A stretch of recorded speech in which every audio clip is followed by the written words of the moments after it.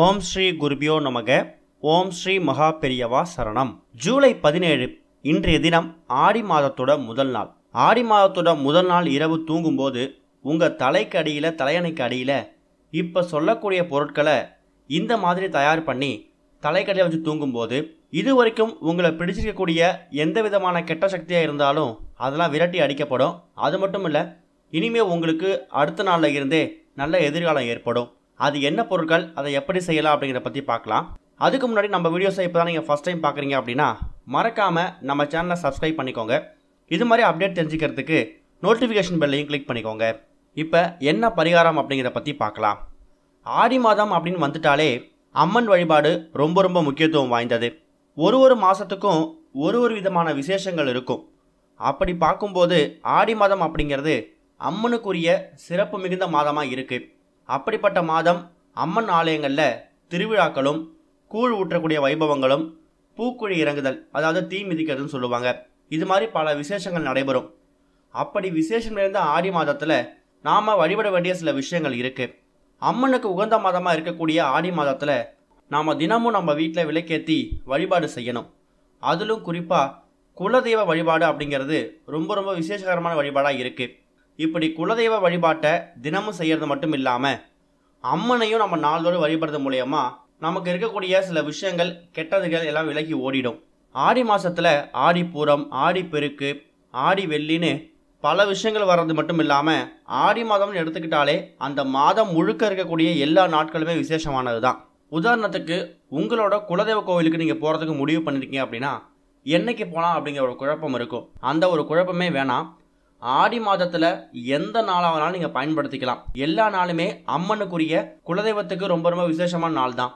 உங்களோட குலதெய்வம் ஆண் குலதெய்வமாக இருந்தாலும் சரி, பெண் குலதெய்வமாக இருந்தாலும் சரி, கட்டாயம் ஆடி மாதத்தில் குலதெய்வ வழிபாடு அப்படிங்கிறத நீங்கள் செஞ்சே ஆகணும். தினமும் அம்மன் கோவிலுக்கு போயிட்டு வழிபாடு நடத்துங்க, வழிபாடு செய்யுங்க. அர்ச்சனை பண்ணுறீங்களோ இல்லையோ, ஒரே ஒரு கற்பூரம் ஏற்றிட்டு அம்மனை வழிபட்டாலே போதும். இந்த ஆடி மாதத்துக்குன்னு ரொம்ப விசேஷகரமாக சில தினங்கள் இருக்குது. அதுதான் ஆடி வெள்ளி, ஆடி செவ்வாய், ஆடி வியாழன். இந்த மாதத்தில் வரக்கூடிய வியாழன், வெள்ளி, அப்புறம் செவ்வாய், இந்த 3 கிழமையையும் நம்ம தவற விடவே கூடாது. நம்மளோட வாழ்க்கையில் பல அற்புதமான நிகழ்ச்சிகள் நடக்கணும் அப்படிங்கிறதுக்கு இந்த 3 நாட்கள் நீங்கள் கண்டிப்பாக அம்மனையும் குலதெய்வத்தையும் வழிபாடு செஞ்சே ஆகணும். ஆடி வெள்ளி அன்னைக்கு வீட்டில் இருக்கக்கூடிய அம்மனுக்கு குங்கும அர்ச்சனை செய்யலாம். அதே மாதிரி ஆடி செவ்வாய் அன்னைக்கு அம்மனுக்கு நீங்கள் வழிபாடு செய்யலாம். அன்றைய தினம் செவ்வாய்க்கிழமை அப்படிங்கிறதால ஆடி செவ்வாய் அன்னைக்கு நீங்கள் முருகன் வழிபாடு நடத்துறது உங்களுக்கு அற்புதமான பல பலன்களை ஏற்படுத்தி கொடுக்கும்.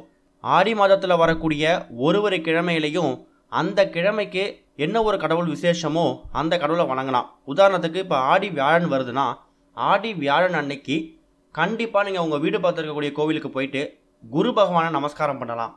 ஆடி மாதத்தில் வரக்கூடிய திங்கள் கிழமை நீங்கள் சிவபெருமான் கோவிலுக்கு போயிட்டு சிவபெருமானை வணங்கலாம். இப்படி அந்தந்த கிழமைகளுக்கு என்ன கடவுள் முக்கியமோ விசேஷமோ அந்த நாட்களில் நீங்கள் கோவிலுக்கு போயிட்டு உங்களோட வேண்டுதல் பரிகாரத்தை செலுத்தலாம். நிறைய பேருக்கு கூடிய முக்கியமான பிரச்சனை என்ன அப்படின்னு கேட்டிங்கன்னா கண்டிப்பாக அது கடன் பிரச்சனை தான். கடன் பிரச்சனை இருக்கிறவங்க என்ன செய்யலாம்? ஒரு வாரமும் வரக்கூடிய செவ்வாய்க்கிழமை, அதாவது ஆடி மாதத்தில் வரக்கூடிய செவ்வாய்க்கிழமை அங்காரகனுக்கு ரொம்ப ரொம்ப உகந்தது. அதாவது செவ்வாய் பகவான். இந்த செவ்வாய் பகவான் தான் நம்மளோட கடன் பிரச்சனைக்கெல்லாம் முற்றுப்புள்ளி வைக்கக்கூடியவர். அப்படிப்பட்ட செவ்வாய் பகவானையும் முருகனையும் ஆடி மாதத்தில் வரக்கூடிய செவ்வாய்க்கிழமையில் வணங்குறது கூடுதல் சிறப்பு. இது போக இப்போ நம்ம சொல்லக்கூடிய இந்த ஒரு வழிபாட்டு முறையை, பரிகார முறையை ஆடி மாதத்தோட முதல் நாள் இரவு தூங்கும்போது உங்களோட தலையணைக்கு அடியில் வச்சு தூங்குங்க. ஒருவேளை நீங்கள் ஆடி மாதத்தோட முதல் நாள் இதை செய்ய முடியலன்னா அடுத்து எப்போ செய்யலாம்? இந்த ஆடி மாதம் முழுக்க விசேஷம் தான் நம்ம சொல்லியிருக்கோம். அதனால் இந்த பதிவை நீங்கள் ஒருவேளை லேட்டாக பார்க்குறீங்க அப்படின்னா ஆடி மாதத்தில் வரக்கூடிய அடுத்து ஏதாவது ஒரு நாள் அன்னைக்கு இப்போ நம்ம சொல்லக்கூடிய இந்த ஒரு முறையை நீங்கள் தயார் பண்ணி உங்கள் தலையணை கடையில் வச்சு தூங்கிடுங்க. அது என்ன பரிகாரம் அப்படின்னா, கண்டிப்பாக ஆடி மாதத்தோட முதல் நாள், இல்லை ஆடி மாதம் அப்படி எடுத்துக்கிட்டாலே கண்டிப்பாக நீங்கள் அம்மன் கோவிலுக்கு போவீங்க.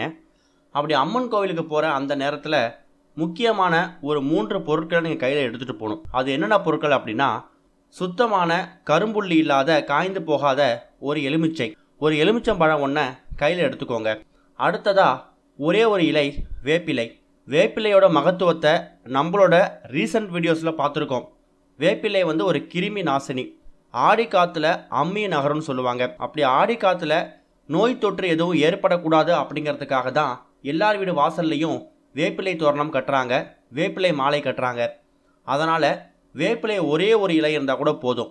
கூட கொஞ்சமாக ஒரே ஒரு சந்தன வில்லை. இந்த 3 பொருட்களையும் நீங்கள் உங்கள் கையில் எடுத்துக்கணும்.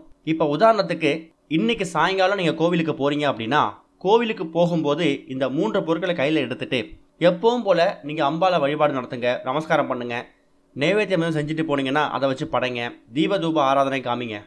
அது போக அங்கே கோவிலில் பூஜை செய்கிறவங்கக்கிட்ட இந்த 3 பொருட்களையும் அம்மனோட பாதத்தில் வச்சு எனக்கு கொடுங்க அப்படின்னு சொன்னீங்கன்னா அவங்க கொடுப்பாங்க.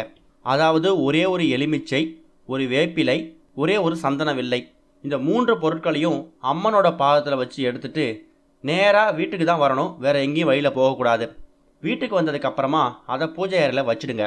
பூஜை அறையில் வச்சுட்டு இரவு தூங்க போகிறீங்கள, அப்போ உங்களோட தலையணைக்கு அடியில் இந்த ஒரு எலுமிச்சையும் வேப்பிலையையும் ஒரே ஒரு சந்தன வில்லை இந்த 3 பொருட்களையும் வச்சுடுங்க. இந்த ஒரு பரிகாரத்தை ஆண்கள், பெண்கள், குழந்தைகள் யார் வேணாலும் செய்யலாம். ஒருவேளை பெண்கள் வழிபாடு நடத்த முடியாது, 3 நாட்கள் ரொம்ப கஷ்டம் அப்படின்னு நினைக்கிறவங்க அந்த 3 நாட்கள் தவிர மற்ற நாட்களை பயன்படுத்திக்கோங்க. அந்த 3 நாட்களில் நீங்கள் இந்த வழிபாடு செய்ய வேணாம். அதுக்கு பதிலாக இந்த ஆடி மாதத்தில் வரக்கூடிய ஏதாவது ஒரு நாள் நீங்கள் பயன்படுத்திக்கலாம். அதுலேயும் எந்த தப்பும் கிடையாது. உங்கள் தலையணைக்கு அடியில் இந்த 3 பொருட்களை வச்சு இரவு படுத்து தூங்கிடுங்க. மறுநாள் காலையில் அந்த 3 பொருட்களையும் கண் காணாத இடத்துல, அதாவது கால் படாத இடத்துல, அது உங்கள் கண்ணில் திரும்பி படக்கூடாது அந்த அளவுக்கு ஒரு இடத்துல போயிட்டு விட்டுட்டு வந்துடுங்க. உதாரணமாக ஆறு, ஏரி, குளம், கடல் இது மாதிரி நீர்நிலைகளை கொண்டு போய் விட்டுட்டு வந்துடலாம். ஒரு சில பேர் அப்பார்ட்மெண்ட்டில் வசிப்பாங்க, அவங்களுக்கு ஆறு, ஏரி, குளம்லாம் இருக்காது, கால் படாத இடத்துல போடவும் முடியாது. அப்படிப்பட்டவங்க உங்கள் தலையை சுற்றி டஸ்ட்பினில் போட்டுட்டு வீட்டில் குப்பையை கொண்டு போய் தெருவில் எங்கேயாவது போடுவீங்களே, அந்த இடத்துல நீங்கள் திரும்பி பார்க்காத மாதிரி போட்டு வந்துடுங்க. ஆடி மாதத்தில் ஏதாவது ஒரு நாள் இந்த பரிகாரத்தை செஞ்சால் போதும். நீங்கள் தூங்கும்போது தலையணைக்கு அடியில் எலுமிச்சை பழம், ஒரே ஒரு வேப்பிலை, ஒரே ஒரு சந்தன வில்லை இந்த 3 பொருட்களையும் அம்பாலோட பாதத்தில் வச்சு எடுத்துகிட்டு வந்துடுங்க. எடுத்துகிட்டு வந்ததுக்கு அப்புறமா இரவு தூங்கும்போது அதை தலையணைக்கிட்ட வச்சு படுத்துட்டு மறுநாள் காலையில் கொண்டுட்டு போயிட்டு கால் படாத இடத்துல திரும்பி அதை உங்கள் கண் படாத இடத்துல போட்டுட்டு வந்துடுங்க. ஆடி மாதம் முடியறதுக்குள்ள ஏதாவது ஒரு நாளை தேர்ந்தெடுத்து இந்த ஒரு விஷயத்தை நீங்கள் செய்யலாம். இப்படி செய்யறது மூலயமா உங்ககிட்ட இருக்கக்கூடிய தேவையில்லாத விஷயங்கள், கெட்ட சக்திகள், நெகட்டிவ் வைப்ரேஷன், தரித்திரம், பீடை, கண் திருஷ்டி இது எல்லாமே விலகி ஓடிடும். உங்களோட முன்னேற்றத்துக்கு எந்த ஒரு விஷயம் தடையாக இருக்கோ அதெல்லாம் தகர்த்து எரியப்படும். நம்ம முன்னே சொல்லியிருக்கோம், ஆடி மாதம் அப்படின்னு சொன்னாலே அது அம்பாள் வழிபாட்டுக்கு ரொம்ப ரொம்ப உகந்த ஒரு மாதம். அம்பாள் மேலே நம்பிக்கை வச்சு நம்ம செய்யக்கூடிய சின்ன சின்ன விஷயங்களுக்கும் ஒரு பெரிய பலன் இருக்கும். இப்படி பண்ணுறதால என்ன விஷயம் பெருசாக நடந்துட போது நீங்கள் நினைக்கலாம். இதுக்காக நீங்கள் செலவு பண்ணுறது அதிகபட்சம் ஒரு 10 ரூபாய் இருக்கும். இதனால் ஒன்றுமே நடக்கலைன்னா உங்களுக்கு எந்த நஷ்டமும் வரப்போகிறதில்ல. ஒருவேளை உங்களுக்கு இதனால் ஒரு பெரிய முன்னேற்றம் அம்மனால், அம்பாளால் ஏற்படுதுன்னா அந்த லாபம், அந்த நல்லது முழுக்க உங்களுக்கு மட்டும்தான் சேரும். அந்த ஒரு நம்பிக்கையோடு செஞ்சு பாருங்கள், நல்லதே நடக்கும். ஓம் ஸ்ரீ குருபியோ நமக. ஓம் ஸ்ரீ மகா பெரிய